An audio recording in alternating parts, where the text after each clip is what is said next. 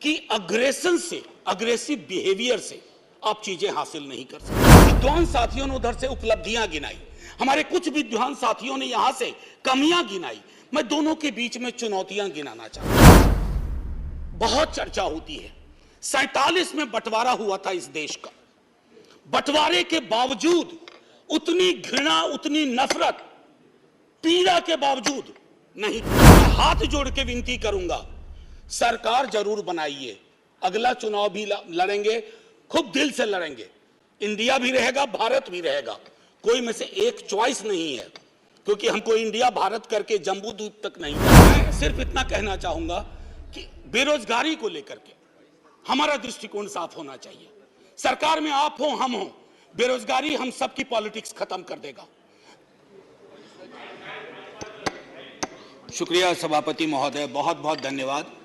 आज का दिन बेहद महत्वपूर्ण है और इस महत्वपूर्ण दिन के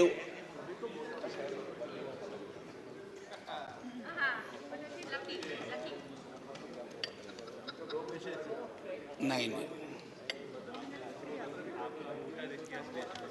शुक्रिया मैडम, मेरी शुभकामनाएं स्वीकार करें। मैं यहां से बोल रहा हूं, इधर मैं यहां से बोल रहा हूं। शुक्रिया, बहुत अच्छा अवसर है कि आप यहां आई हैं, कितनी खुशी हो रही है बता नहीं सकता। आज सुबह माननीय सभापति महोदय ने कहा था कि ह्यूमर वगैरह हमारी जिंदगी से चला गया, तो मुझे स्मरण है, ये किताब मैं एक ही किताब लेके आया हूं, ऐसी 5 किताबें हैं कॉन्स्टिट्यूएंट असेंबली डिबेट्स की।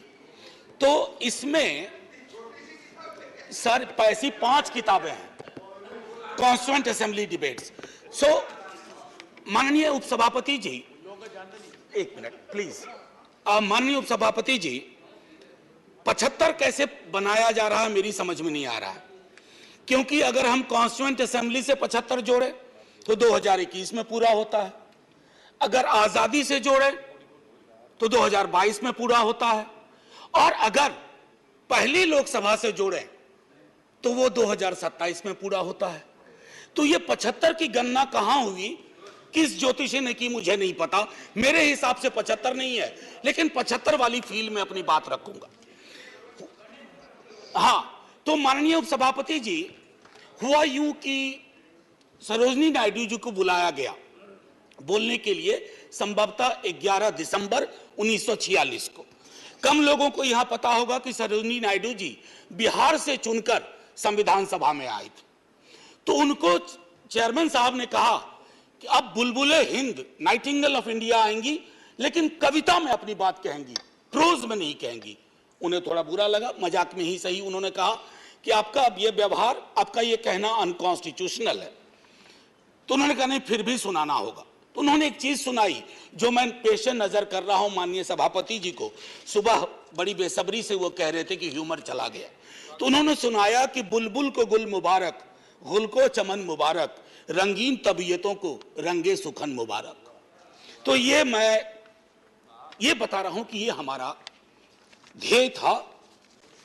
अब सुबह चर्चा की, हमारे लीडर ऑफ द हाउस ने बड़ी खूबसूरत चर्चा की और जिक्र किया सर्वपल्ली राधाकृष्णन का। यहां है ठीक सामने सर्वपल्ली राधाकृष्णन। उन्होंने एक बात कही थी और मैं वो श्लोक पढ़ना चाहता हूं। मृदुना दारुणं हंति मृदुना हंत्य दारुणम, मृदुना दारुण हंति मृदुना हंत्य दारुणम, ना साध्यं मृदुना किंचित तस्मात् तीव्रतरं मृदु। इसका आशय यह है माननीय उपसभापति जी कि अग्रेसिव बिहेवियर से आप चीजें हासिल नहीं कर सकते। इस देश में मेरे विद्वान साथियों ने उधर से उपलब्धियां गिनाई, हमारे कुछ विद्वान साथियों ने यहां से कमियां गिनाई। मैं दोनों के बीच में चुनौतियां गिनाना चाहता हूं। चुनौतियों की वजह से आज हम यहां हैं, और सिर्फ हम ही नहीं हैं, 140 करोड़ लोगों का यह भवन है, चाहे नया वाला हो या पुराना वाला हो। तो आज के दिन ये मेरी ओर से एक विदाई भाषण भी है, अपने दल की ओर से, इस इमारत को, जिस इमारत में हिंदुस्तान की तकदीर लिखी गई संविधान सभा के माध्यम से, और वो तकदीर लिखने वाले संकीर्ण दायरों में नहीं सोचते थे। मैं उस पर आऊंगा थोड़ा 2 मिनट के बाद। माननीय सभापति जी, बहुत चर्चा होती है, 47 में बंटवारा हुआ था इस देश का, बंटवारे के बावजूद उतनी घृणा, उतनी नफरत, पीड़ा के बावजूद नहीं थी। अभी हाल में एक रोमिला जी की किताब आई, वो कहती हैं बड़ी खूबसूरती से, have we moved from integrated nationalism to segregated nationalism? क्या हम एकीकृत राष्ट्रवाद से एक विभाजित विखंडित राष्ट्रवाद की ओर बढ़ रहे हैं? क्योंकि यह इमारत, इसकी बुनियाद मेलजोल पे है, इसकी बुनियाद में बंटवारे के बावजूद बंटवारा नहीं हुआ। तो मैं हाथ जोड़ के विनती करूंगा, सरकार जरूर बनाइए, अगला चुनाव भी लड़ेंगे, खूब दिल से लड़ेंगे, इंडिया भी रहेगा, भारत भी रहेगा, कोई में से एक चॉइस नहीं है, क्योंकि हमको इंडिया भारत करके जम्बू द्वीप तक नहीं जाना है। मैं सिर्फ इतना कहूंगा कि वो जो मेलजोल की सीमेंट है उसका खात्मा हो रहा है, उसको बचाइए। माननीय सभापति जी, मैं 2 व्यक्तियों के मध्य में अपनी कुछ बात रखना चाहता हूं। संविधान सभा में ऑब्जेक्टिव रेजोल्यूशन जवाहरलाल जी लेके आए, और संविधान सभा में जब ड्राफ्ट सबमिट हुआ तो बी.आर. अंबेडकर ने वो ड्राफ्ट सबमिट किया। तो मैं सिर्फ कहता हूं, ऑब्जेक्टिव रेजोल्यूशन में बहुत सारी बातें थी, ये प्रस्तावना के बारे में, सॉवरेन डेमोक्रेटिक रिपब्लिक के बारे में काफी कुछ बोल चुके हैं, सॉवरेनिटी गिरवी ना चली जाए, मौलिक अधिकारों के मामले में। हमें आपके पीछे एक तराजू है, वो तराजू हमें लगाना होगा कि मौलिक अधिकार में कहां पहुंचे, सॉवरेनिटी में कहां पहुंचे, डेमोक्रेटिक रिपब्लिक के मसले पे कहां पहुंचे। High flying words don't cover up our failures, let's not look for that. और एक मसला आया, उन्होंने एक जिक्र किया ओथ ऑफ टेनिस कोर्ट। माननीय सभापति जी, फ्रेंच रेवोल्यूशन के बाद जब बड़ी शिद्दत से लोग काम में लग गए अधिकारों पर बात करने के लिए, तो राजा को शुरू में परेशानी नहीं हुई, लेकिन राजा को लगा कि कुछ ऐसा कर रहे हैं जिससे खुराफात की बू आ रही है। उसने क्या किया, दरवाजे बंद करवा दिए, जिस हॉल में वो लोग बैठते थे वो चले गए दूसरे दरवाजे रूम में, उसको भी बंद करवा दिया, तो वो चले गए टेनिस कोर्ट में, सारी कार्रवाई पूरी की, उसको कहा oath of tennis court. Oath of tennis court का जिक्र जवाहरलाल जी ने इसलिए किया था कि हमारे अंदर वो जज्बा हो, इमारत बनाने बिगाड़ने से इबारतें नहीं बदलनी चाहिए, हमारा जज्बा वही होना चाहिए जो ओथ ऑफ टेनिस कोर्ट में जवाहरलाल जी, हमारे फर्स्ट प्राइम मिनिस्टर, ने कहा। अब आते हैं कि बाबा साहब भीमराव अंबेडकर जी ने क्या कहा।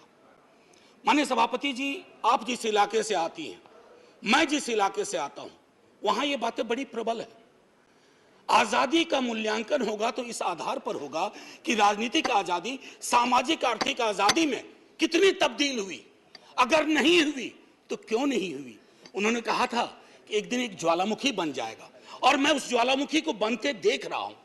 वो इसलिए बनते देख रहा हूं कि जब मैं देखता हूं कि बिहार के जातिगत सर्वेक्षण पे देश के सॉलिसिटर जनरल कोर्ट में खड़े हो जाते हैं, तो मैं देखता हूं ब्लॉक करने की कोशिश हो रही है।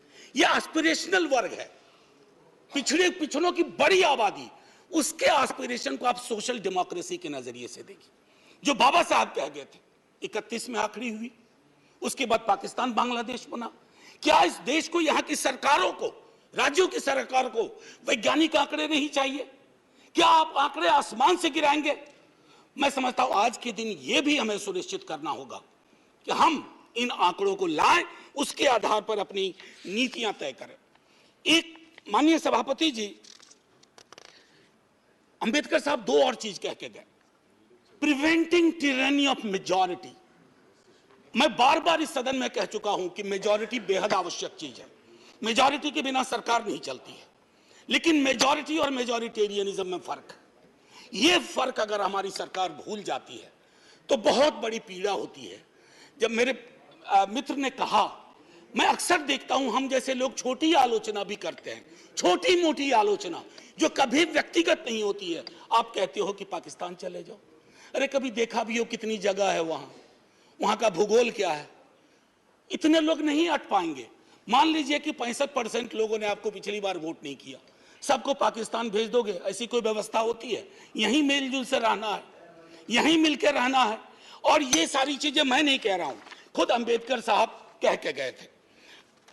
मैडम, आपकी तरफ से मैं एक और चीज, एक दो छोटी चीज कह करके, इस देश की एक बड़ी आबादी, सभापति महोदया, मैं आपका सभापति महोदया अभी बिल मत 2 मिनट लूंगा, ज्यादा नहीं, आज पहली बार हैं, इतने नजरिए इनाद कर दीजिए। मैं सिर्फ इतना कहना चाहूंगा कि बेरोजगारी को लेकर के हमारा दृष्टिकोण साफ होना चाहिए। सरकार में आप हो, हम हो, बेरोजगारी हम सबकी पॉलिटिक्स खत्म कर देगा। राइट टू एम्प्लॉयमेंट के लिए हम क्या सोच रहे हैं? और इस देश की एक बड़ी आबादी से देशभक्ति का जो प्रमाण पत्र हम मांगते हैं ना मैडम, वो कहीं चलेगा नहीं। मैं आखिरी चीज कह करके एक सुनाना चाहता था।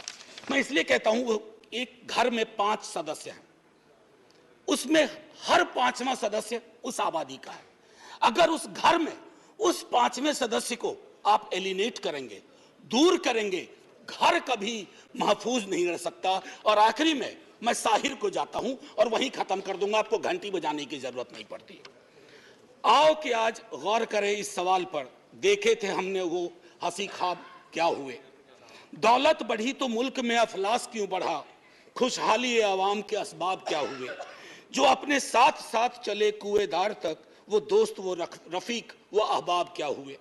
क्या मोल लग रहा है शहीदों के खून का, क्या मोल लग रहा है शहीदों के खून का, मरते थे जिन पे हम, वो सजाए याब क्या हुए। बेकस बरहनगी को कफन तक नहीं नसीब, वो बादा आए अतलसों के मुखाब क्या हुए। जमहूरियत नवाज बशर दोस्त अमन ख्वाह, खुद को जो खुद दिए थे वो अलकाब क्या हुए। मजहब का रोग आज भी क्यों लाइलाज है, मजहब का रोग आज भी क्यों लाइलाज है, वो नुस्खा हाय नादिर व नायाब क्या हुए। हर कूचा शोला जा रहे, हर शहर कत्लगाह, यकजहतिया हयात के आदाब क्या हुए। सहराए तीरगी में भटकती है जिंदगी, उभरे थे जो उफक पे वो माताब क्या हुए। मुजरिम हूं अगर मैं तो गुनहगार तुम भी हो, मुजरिम हूं अगर मैं तो गुनहगार तुम भी हो, ए रहबराने कौम खताकार तुम भी हो। जय हिंद ma'am, and salute to all the freedom fighters, संविधान सभा के उन तमाम लोगों को। और मैं चाहूंगा कि सेंगोल के बगल में एक बड़ी आकृति में इनकी तस्वीरें वहां लगाई जाएं और हमें प्रेरणा देते रहें। जय हिंद। धन्यवाद। श्री वीरेंद्र प्रसाद वैश्य।